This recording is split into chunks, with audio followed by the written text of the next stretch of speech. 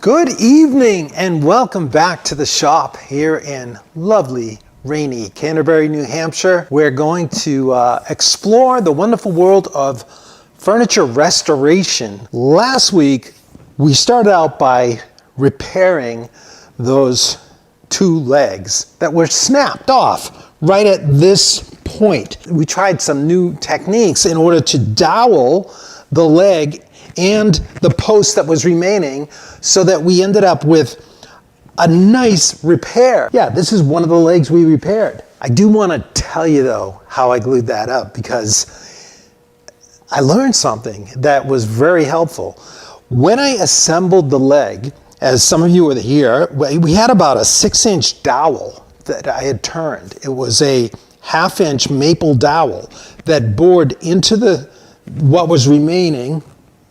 So it was right here was the break, right at this point. So we drilled down about 2 3/4 each direction and then fitted it for the dowel, and it went down nicely.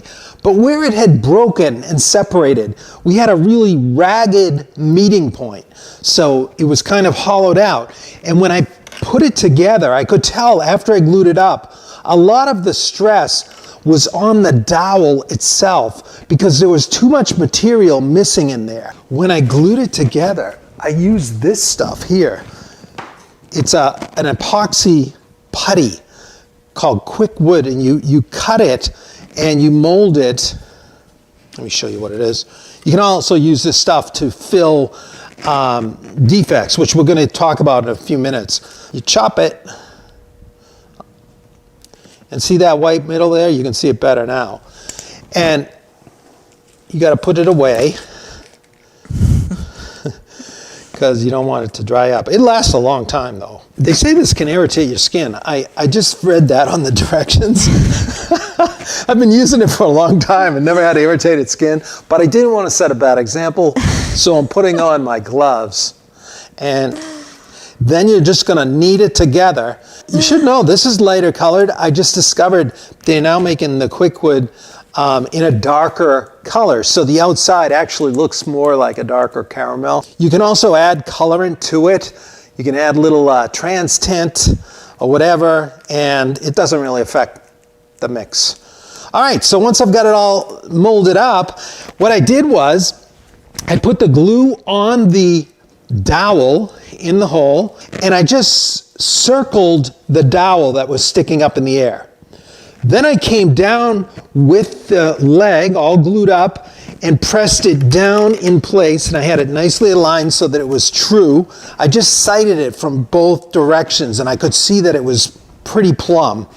And when I brought it together, I had some glue squeeze out, but I also had some of this putty squeeze out because it filled the void in there.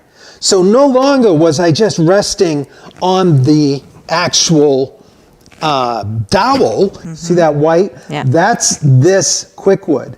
So there was a large gap on this one that I couldn't fill. It was the worst of the two, the one that had been previously repaired.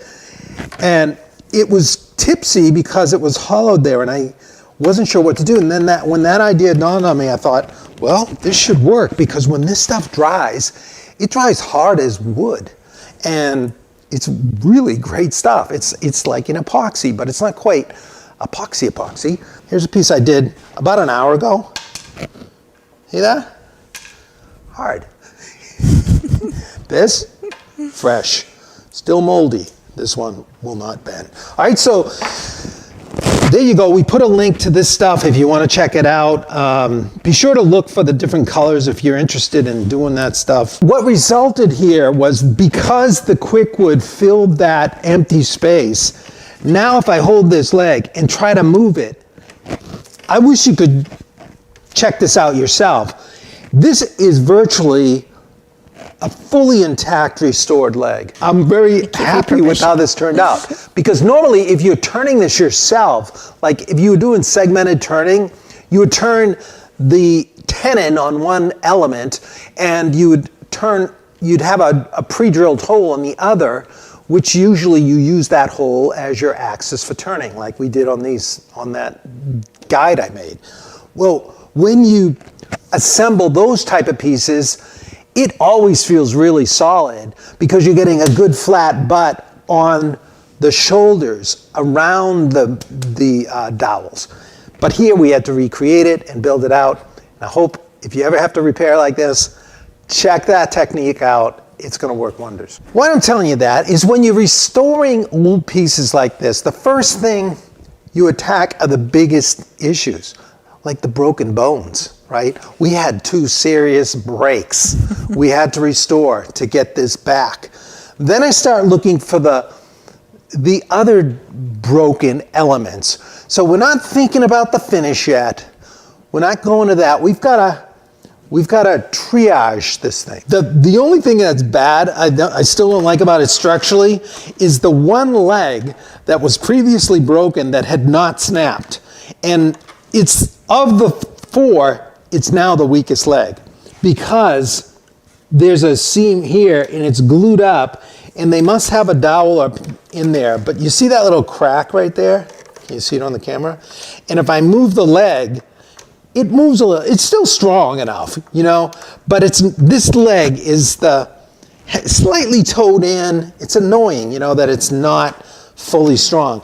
And they actually drove, there's a peg right here. There's another peg here that was driven through. And up here, look at pegs.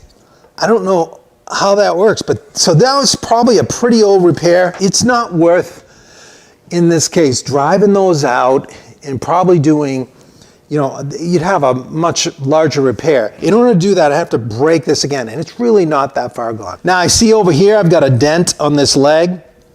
I'm not excited about that, but I'm gonna try to raise that. I'm not sure of how recent that is. Because it's a little lighter color, I'm thinking maybe I did that. But since it's an antique, I don't care. It's okay. Things get dinged. That's what happens. We all have our marks. Exactly. This already has a lot of dings I cannot take claim to. So we're going to look at the drawer for a minute while we try to do something with that little dent, okay? When you dent a piece of material that you're building a new piece, I'll just take my finger and I'll dip it in water, and I'm just going to let a droplet sit on the dented area. Just let it sit there, okay? So if you have bare wood, there's a chance it's going to just settle in. And when it does, it's going to re-swell the fibers and bring them back up where they were. A gentle dent will nearly always come back with this approach.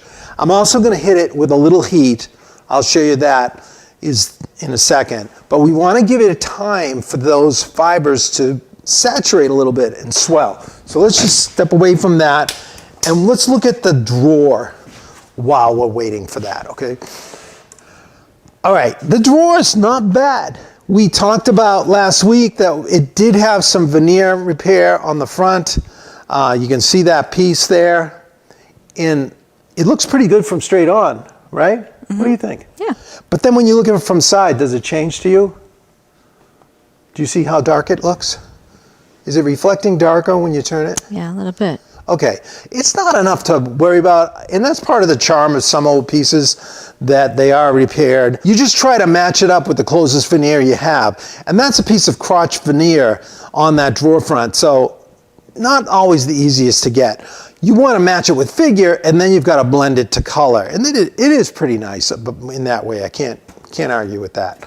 But one of the other things we want to look at on the drawer is the bottom is intact enough. Yes, there's a little crack there, but it's actually small drawer. The bottom is stable and looks good. One thing you want to do is sight down the drawer runners. Okay, so not the runners, but the bottom edge of the drawer. The runners are actually on the piece.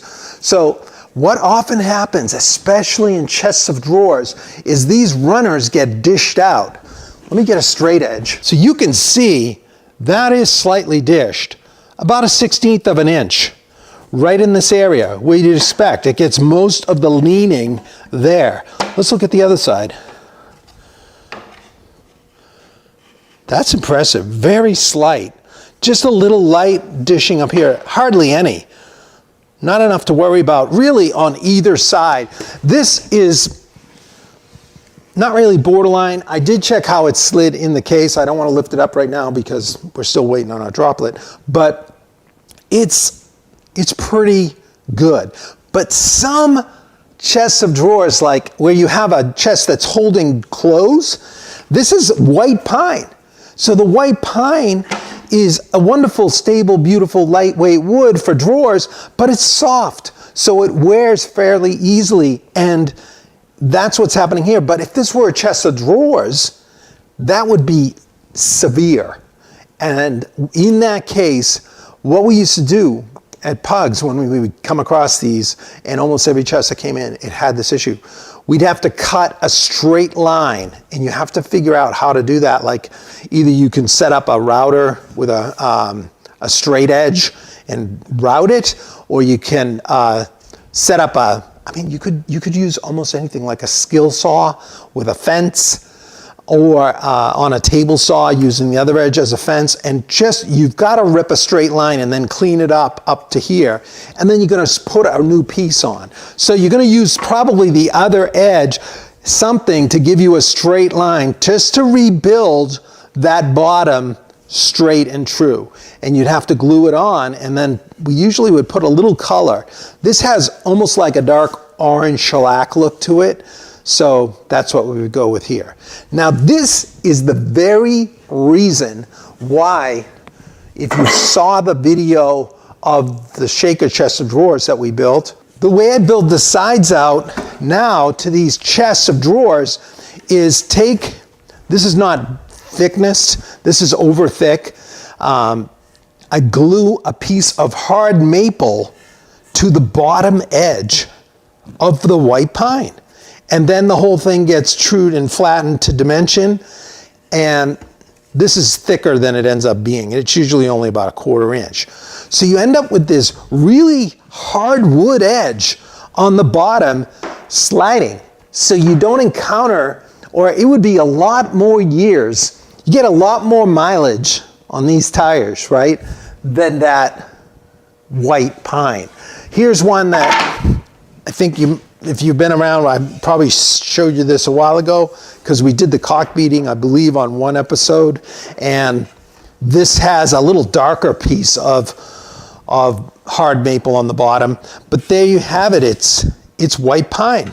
All that's to say, when I build a little end table like this, I mean, this table is almost 200 years old, and it's only worn like that. I'm talking more about chests of drawers that need to carry weight in them. Those really would do well. And then your runners as well could be that.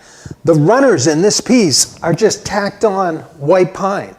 And just by the coloration, this is what, the antique appraisers and, the guys there on Antiques Roadshow often look for. They're looking under a piece and they're looking for this kind of color. Look at this color in here, all right? This is what people try to fake a lot to create an antique. This is not fake. This is the real deal. You have that discoloration of the pine inside. I don't know why it goes dark and it goes to different gradients of brown. And the same you have under here. Now you can fake that or try by just coloring it when you're building the piece. But it's kind of messy. Here you can see how it grades out differently. You've got that darker material. Then on the interior of the case where you didn't get the light, this is original. You can see the numbers from the build. This is the same white pine as you have here. So, and this is where that glue block just came off. So let's deal with that right now. This is see this in the corner here? This is a glue block. That's reinforcing the corner, but that's not its primary occupation. What it's there to, it's a drawer stop. So that's stopping the drawer to keep it flush in the front. Let's just drop it in. And see that little shim there? Somebody put that on. That's about, it's a skinny 16th or a heavy 32nd. That was put on later when this probably got repaired last time. And so I don't know, maybe it was bumping or it had changed this. But when the drawer goes in, you want it to hit the stop. So we put that drawer in, and look, it's hitting that stop. The one that just fell out, look at how we're too deep now. See that? So we got to get that drawer back, that stop back in, and we'll see how it works. But we're going to get that in right now, and we're going to do it the old-fashioned way with hide glue. So I know I just put this down in our little drop, skimmed off. Hey, while we're here, come on in. Here's our wet spot. Looks like it came up slightly, but while it's still wet, I'm gonna now show you what I usually do. After it's stood on there for a little while, I'll get a paper towel like this, and I dampen it. You could have a rag, whatever. And I've got a hot iron. I'm gonna put the rag that's damp on the dent and the hot iron on top. Now I'm gonna just basically steam press it and try to get it to come up a little. See that? See how that came up?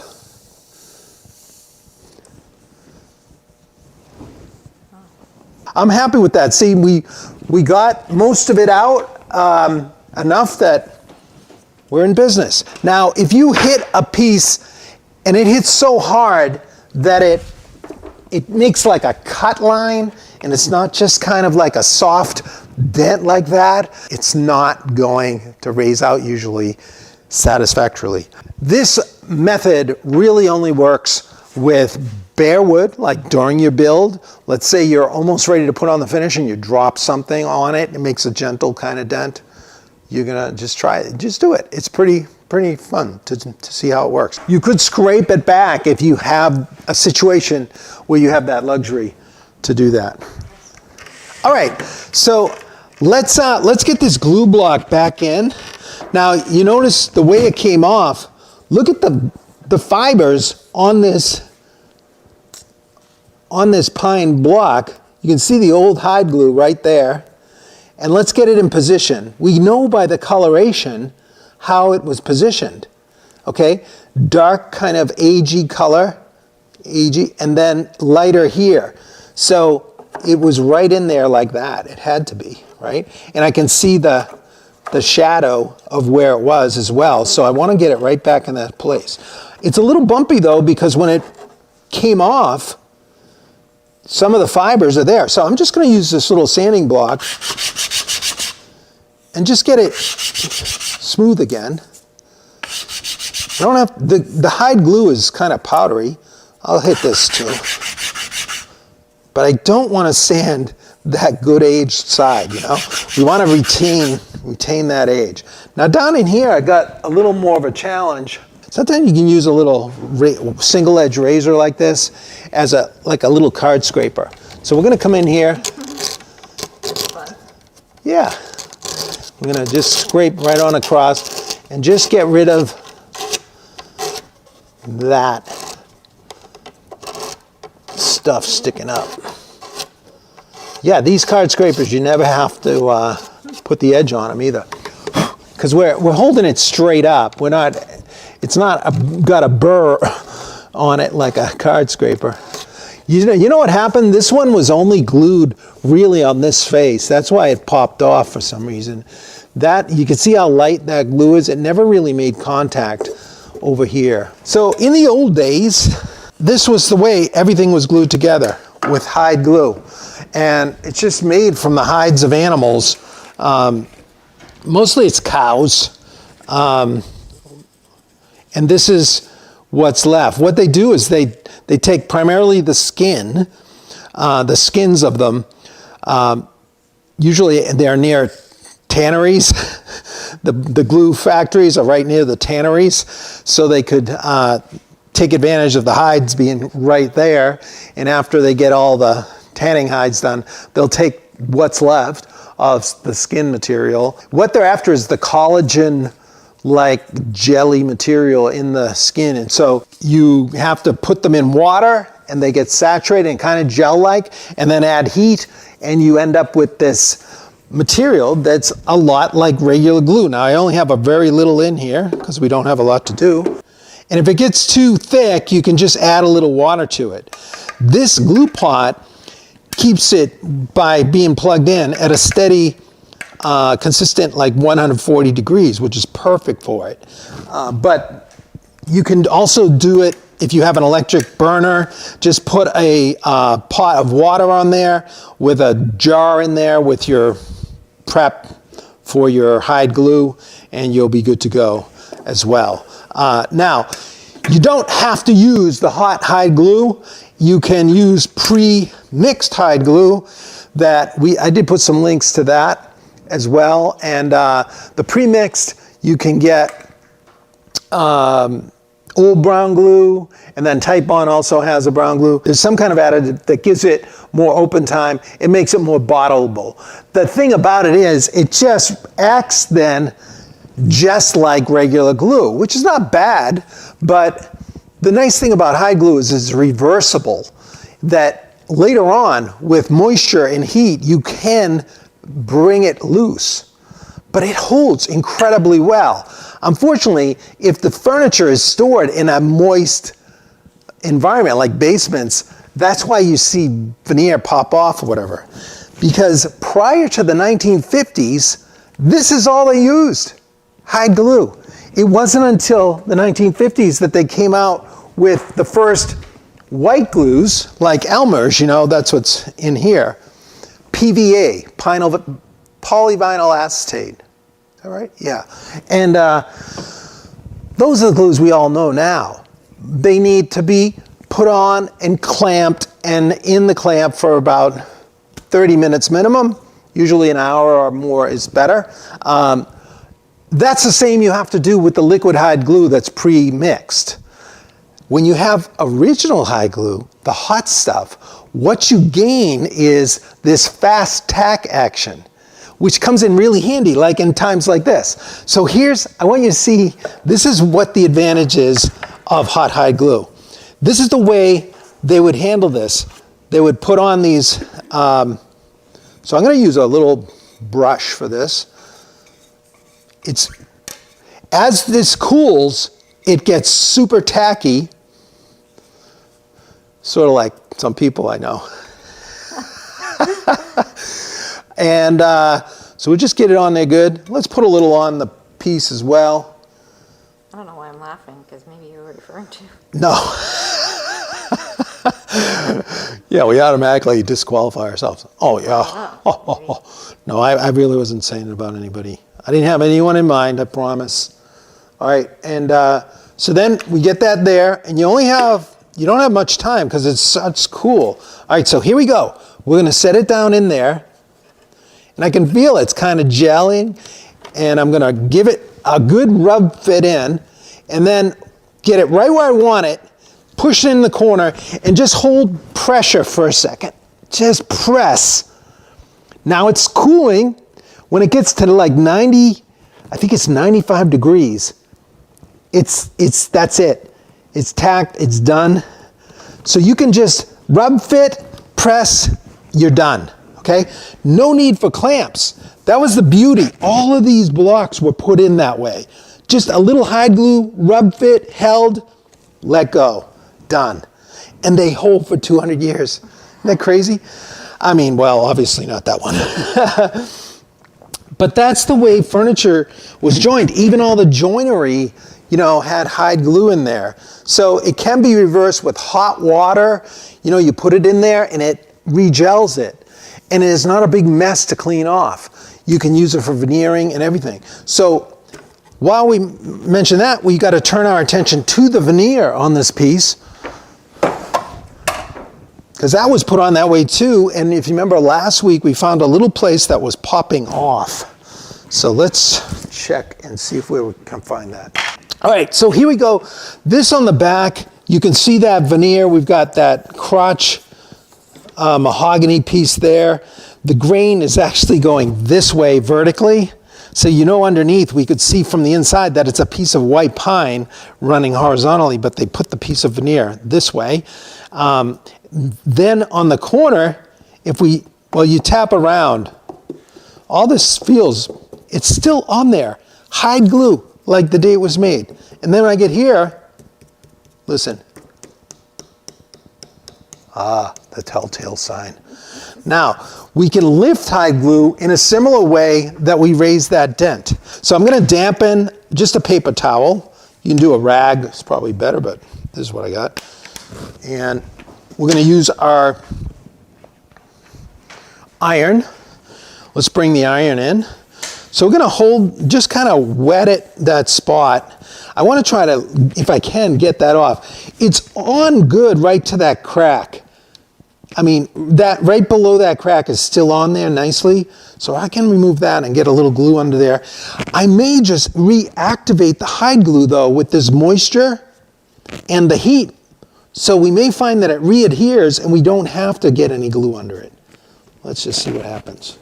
All right, so what I'm going to do is get some heat into it. And rather than use the veneer hammer, I just soften the edge of a piece of wood. So you don't need a veneer hammer. Let's get this out here. Just going to get some good heat right in there. Now it's moist heat, you can see from the paper towel. Now I'm going to just take that off. And let's use this block. Whoops. That's not the edge that I softened.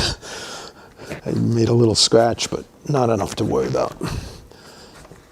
So we're just kind of dragging this, seeing if we can repress that. We've got re-gelled veneer there.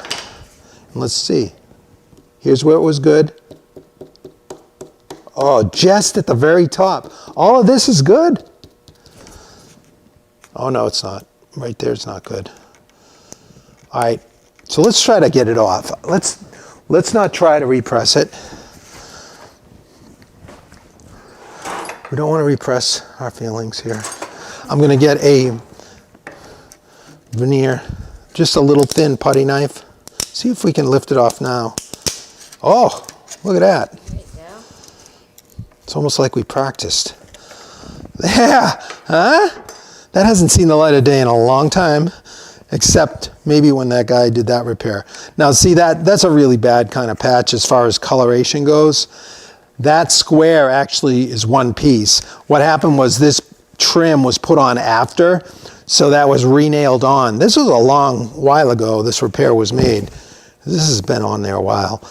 So what we're going to do is get some hide glue here.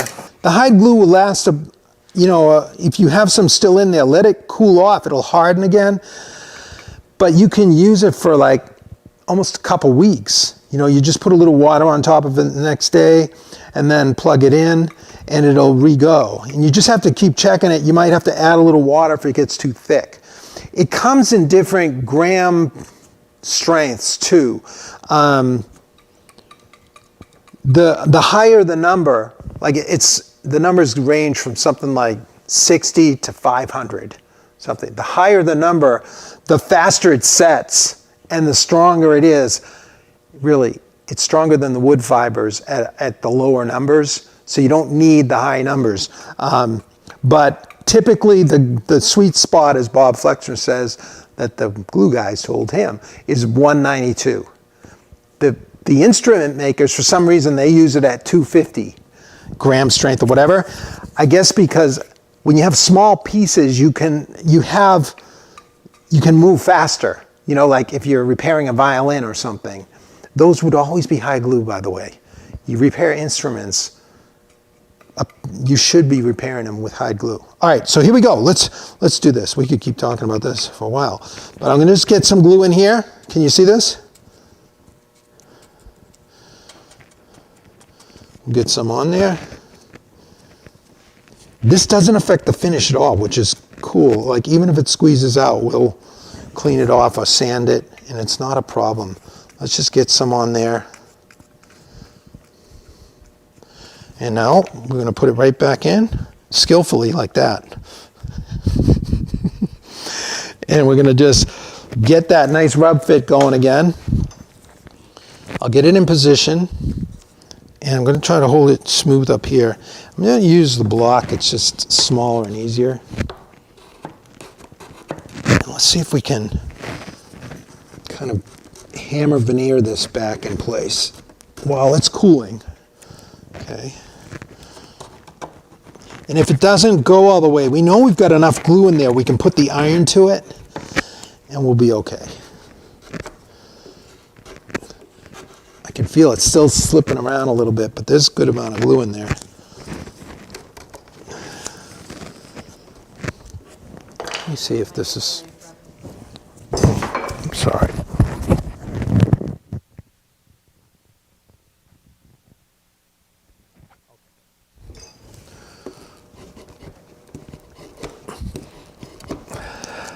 I'll use the hammer. Oh boy, I just separated the veneer. But I'll put it right back together. Okay, I think that's down.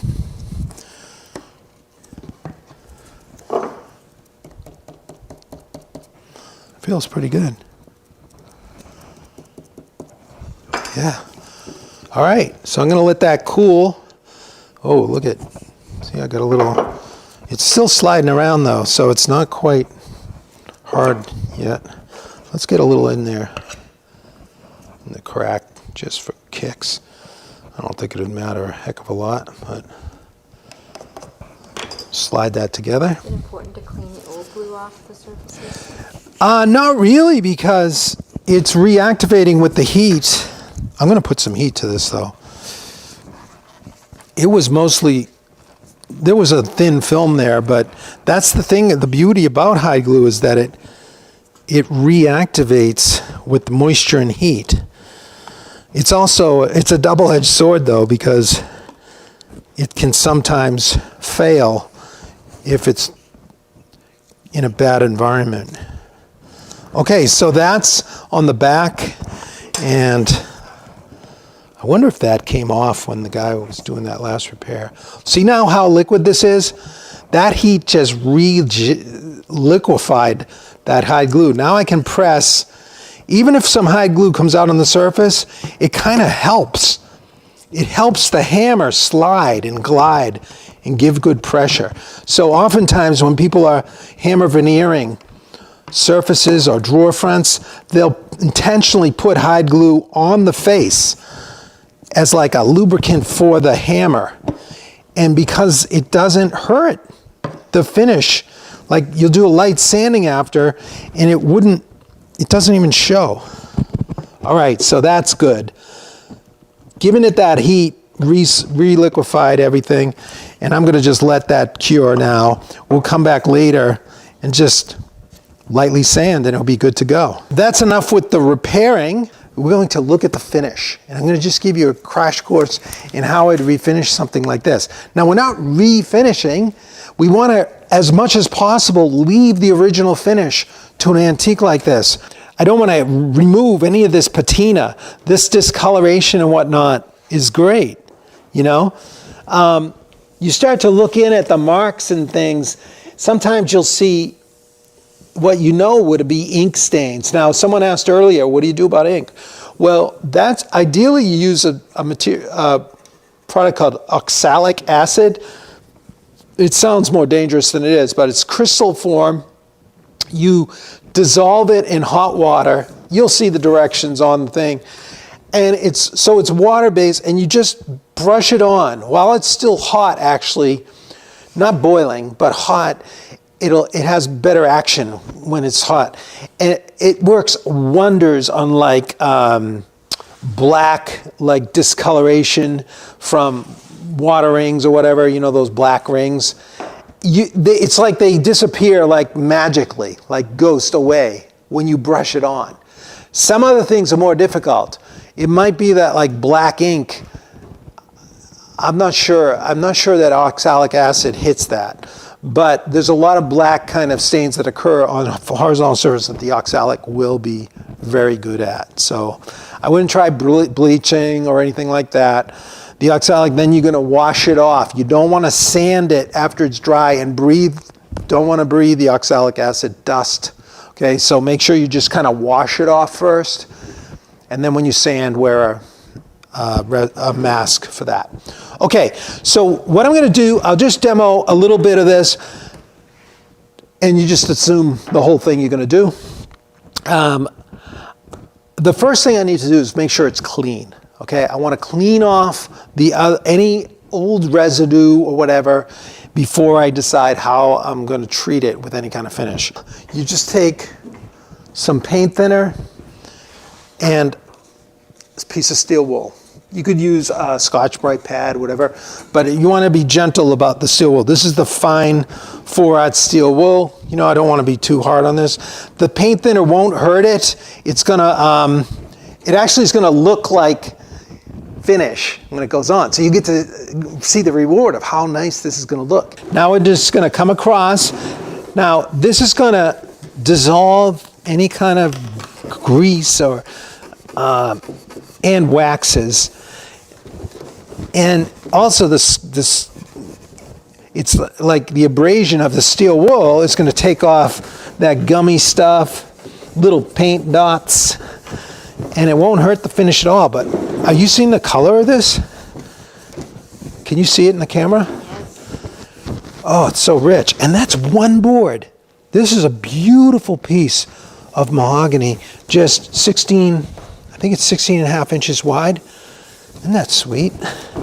And I like those little stains. I don't really want to take those away. They kind of part of the story. This kind of like a halo of a circle here. That's something too deep. It's not really a stain. It's part of the age. And then we're gonna just go around the edge. So give it a good kind of rubbing down like that. And once we're all done, we'll take,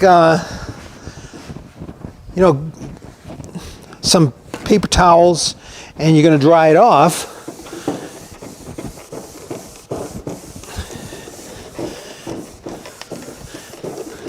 Look at the dirt. See that? That's just gooky dirt from years of use, but it's not removing the patina or affecting the value. It's just like cleaning an old masterpiece painting. Okay, we're not hurting it. It's like we're cleaning a painting. Okay, and then for the legs we do the same. Let's see how this is going to look. This is going to give it a nice cleaning right up around that foot. That's better, right? Okay, so once that's all good and cleaned off, again, we'll wipe it down. Look how nice that is, though. That's some really beautiful mahogany. This table is going to be incredible. I'm going to have to do a before and after picture. Let's just hit this leg a little bit. See how different it is. A little lighter color. Looks awesome though. It's not too far off, but you're going to let it dry nicely. Okay. Now, once we've got it all cleaned, we're going to start now looking for places we might want to detail fill. Now, I want to plug that hole. I want to fill that because that's obviously a nail. It's not like a nice warm mark of age. So I can do that with a number of methods. We could just use that quickwood material, mold it up, press it in there, and smooth it off. Another way, I mean, there's lots of ways, as you probably know. You could use a cheap wood filler like this Elmer's natural interior. This is more for carpenters. If I'm going to use a filler like that, the kind I usually like, just like the way it works and how fast it dries, is this Famo wood and Famo wood filler. We did put a link to one of these cans. You can get it all different colors. This is ash, walnut, cherry. I usually just keep cherry, walnut, and a light color like that. The thing is, they do dry up in the can. I always just get the small cans because it's not worth it. The whole big can, you'd never go through it that fast. And this one's still all right, but the walnut, it's dried up in there. Now you can get these. I did buy a can of this last time. It's the solvent for the Fama wood, for the wood filler, and you just add a little in there and it'll re-soften it. Now, if you don't have any of this, you can just use acetone, but acetone doesn't have the same effect as this. Once it gets really hard, I've tried it a few times, not worth it. Another method is Bondo. This has been used to repair furniture as long as I've seen antique guys doing this. And then you can paint over too if you have a big issue, you know. Obviously you're not going to use this on a fine antique, like on something, but sometimes you have to rebuild an element like where a corner got gouged. In a case where it's not super critical that it's real wood and you don't have to scarf in a piece of real wood and then carve it and shape it, you can put Bondo in there, right? But Bondo has come out with a darker version, and I did put a link to that as well. You can also use powder itself. You know, some of you have probably seen this. This is dust from a piece of cypress from the bench project I've been working on. And you can just take a little white glue, take the same powder of the project you're working on, and make your own filler. Just put a little white glue on there. Huh? Man, all of these tips could be a video in themselves. This was chock full. So check it out. You just creating your own wood filler. See, white filler. And then so if you got like a gouge like this on this piece of cypress, this is on the inside, I really don't care about this. You can take your newly made filler and just spatula it right in there. Okay, and then we're gonna wait till that dries, and we'll get, now it's gonna be pretty close to the color because it's the same dust. So that'll dry hard. In the morning I'll sand that. It'll be fine. It's on the inside. I didn't really care terribly, but it's good for a example, right? Now, another form, what's that fast drying glue that I keep always asking? The Star Bond? I don't know why I can't. CA glue, yeah, cryo something acetate or something like that. You can use that, and I'm going to show you that on another night, and that's fun, but I'm just going to stick to old school right now. One of the older methods is using shellac stick. This is a alcohol lamp or burner, and I'm just going to light it. You can do this with electric spatulas. They come electric. Now the shellac stick is very hard, okay, and it melts. Let me get the right color. If you're going to miss, you want to miss a shade darker.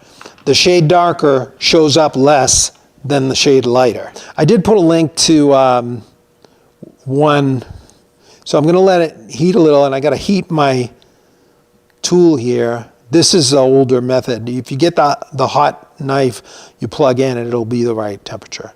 So this holds some heat, and I don't need much. But what I like about this is that as soon as it cools, it's hard, and you can sand it almost immediately. Okay, so we get a little bit on the knife like that. Let's just heat it up. We're gonna go right over to the leg, and we're just gonna put that drop right in there, okay? Here we come. I'm gonna just come right up and just let that drop go right in that hole. I can't see what the light is blinding me. All right, so then I'm gonna come over here, and this knife holds the heat, so we're gonna just keep using it to kind of level it out as much as possible. And then you can sand it later, lightly if you need to. Okay, there we are. Now I can feel it's starting to get a little harder to move around. It's still moving though. How's it look from there? Okay. All right, that's good. And then I'd come back and just detail sand it. You can break off what's off. But that's a nice match. So it just doesn't take much sanding and it's done. You're ready to go. So you don't have to, usually if you get the right color, you don't have to come in and color it after. The last thing I want to show you, we had an issue, remember this white spot under here? Okay, so that white spot is that quickwood, and it's white. We've got to get in there and color it. Now, this stuff has like an absorption factor to it, like a lot of fillers do. So when you hit, if you just hit this bare filler like this, sometimes it sucks in the color more and it will discolor deeply. So if I just came in with, say, a marker like this is actually a touch-up marker. It's nutmeg, it's a brownish color. Let's just hit this. That's not bad, huh? See how it takes the color nicely? This isn't too bad, actually. Look at how, that's not too far off from what we would want to use. I can't really get it down in there, but sometimes what you want to do is, before you use a marker like this, if you put a little shellac on there, it'll size the surface, and you can control the color better because it's not going to just absorb into this more porous material. Okay, I put some shellac on this half. Let's see what the difference is. Okay, see how much lighter that is? It's a little bit lighter. So the nice thing about that is I can control it. When I work with Pug, he used to put these on like this, or he'd dot it, and then he would just hit it with his finger, because you can actually move it around a little bit. So this is just a sample. You can play around. So this is a little browner than that color, but I could move that color a little more orange like this with the shellac itself. So I already put some shellac down in there. I could use this, so that's one method. Or I could use, I've got a little brown alcohol soluble stain in here. Like you could use trans tint. This is just alcohol in here.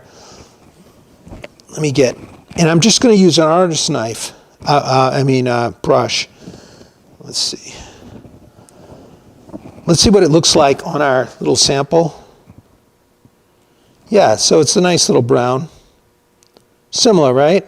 So let's use that because we can get in there better than that marker. All right, so let's come on in. We're going to just get some color on these little fix-its we made, okay? So you'd go around and you'd detail these spots. That's still a little lighter. But I would let that dry, and then I'd come back and hit it again. I could go, I've got a little darker walnut alcohol in here. Let's see what that does. This is pretty blind spot, so I don't feel like I'm that stressed out about it.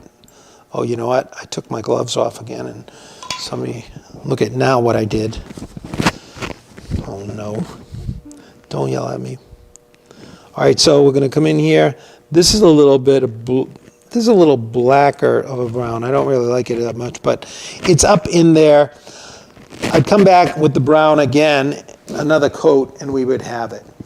If you had if I could get in there with the marker, I would, but it's kind of tough.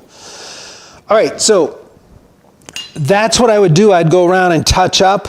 And one other method you can use to touch up is, this would be a whole nother topic for another night, is using pigments. So this is a bag of burnt umber, dark brown from Cyprus. It's pigments. This is what they use to color paints. You know, like artists mix their own paint, or paint companies, they use this. And then when I say it's a pigmented stain, I mean, it's actually got this colored dust. It's so fine, it's like cigar ash. You know, it's so fine on your fingers. And I do have to have my fingers here to show you this color. You wouldn't see that on the glove. But you can use it to fix places where you have discoloration. Usually I'll put a coat of shellac on first. Let's just see if we can do it here. If I put a little shellac on this leg, you get a little pigment on your finger. Now you can buy this from like places like Mohawk or whatever, and they call them blend-all powders. Blend-all powders, they're just pigments. Okay, you're gonna get different colors, but you just put it on there, and this is a little bit. And if you've already put some shellac on there, you're just gonna rub it in, and it's almost like you're colorizing it with a very thin material. And then when you come in with the shellac after, it blends it out. Okay, so that's another way you can blend out. Usually you're doing that on surface discolorations. Once I've doctored it up and I've touched up all those spots, I've filled holes, I would lightly sand them, I'd raise dents, I've done all the major repairs. The final finish on this, usually I'm going to check it with, if you have like a Q-tip and you can get a little alcohol on the Q-tip, you can test it someplace inconspicuous, like in the back here on the foot. You're just going to rub it on there. This is denatured alcohol. This will melt or cut into shellac. So you'd put it on there and check and see. You got to give it some time. You don't have a lot of time, but this is, I can feel it's lightly tacking up a little bit. So I'm pretty confident that that's shellac. And even if it wasn't, and it was some type of oil, I could go over it with a wax-free shellac. That's the wonder. Shellac is so nice like that. So I mixed up my own wax-free shellac, and that's what I've got here. I'm going to use this. I'll brush it on. Let's just put a little on just so you can see that. Another way, look, if you want to just quickly restore antiques that aren't like super special, you don't have to use shellac. A super easy, compatible finish is Danish oil. Once you've done the cleaning process like I showed you, you've removed all the contaminants that are going to be an issue. Danish oil adheres to a lot of varnishes. It'll go over the top of shellac. And what it'll do is it'll just kind of absorb in and give you a nice look. You can use it on Danish modern furniture. Obviously, Danish oil, I wasn't even thinking of that. But you're going to clean it off and just wipe it down, and you'll get a restorative feature of it. I'm going to use real shellac on this. I just dissolved my own. It's wax-free. I meant to mention the animal hide glue. We put a link to Wood Finishing Enterprises. They have the cheapest. You can get the hide glue there. Really great. Or you can get it from Woodworker's Supply. Right now they're currently out of it. But anyway, I would just brush this. Normally I would spray it on, but I'll just show you a little brushing. Let's just put a little on this leg right here. So we're just going to use the 1.5 pounds. This is the light wax-free shellac. So you never want to have a piece right in the sun, because it will bleach out, and like mahogany like this. But over time, if mahogany is kept over the sun, out of the sun, it actually gets a little shade darker and richer than originally how it starts out. Walnut's opposite. Walnut gets lighter and a little more golden color. That's the sought after patina in walnut. So, okay, we got our stop back in there. So we'll go ahead and get the final finish. As a final polish, lemon oil is fine. A lot of times I like finding like beeswax and lemon oil type blends. So that's one of my favorite finishes to put on there. I think it's Goddard's. Has a beeswax and lemon oil polish. It was really nice. Another wax that I use a lot, if you want to brighten it up a little, is this brie wax that is antique mahogany. Usually I'll use that. We didn't put a link to that yet, but we can. This is a really high quality furniture wax. I like using that. Wow, that was a chock full night. We covered a lot of ground. Thanks for hanging in there with me. I love this topic, and I love restoring old pieces to their former glory.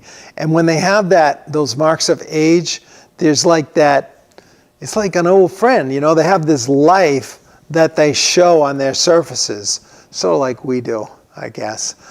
But anyway, thank you so much for being with us here. If you enjoy this content, please consider subscribing, sharing, and liking as you will, and commenting. And also, if you want to go deeper with us, head on over to epicwoodworking.com, and you can catch all the stuff we got going on over there. There's courses, there's a special way to connect with us as well.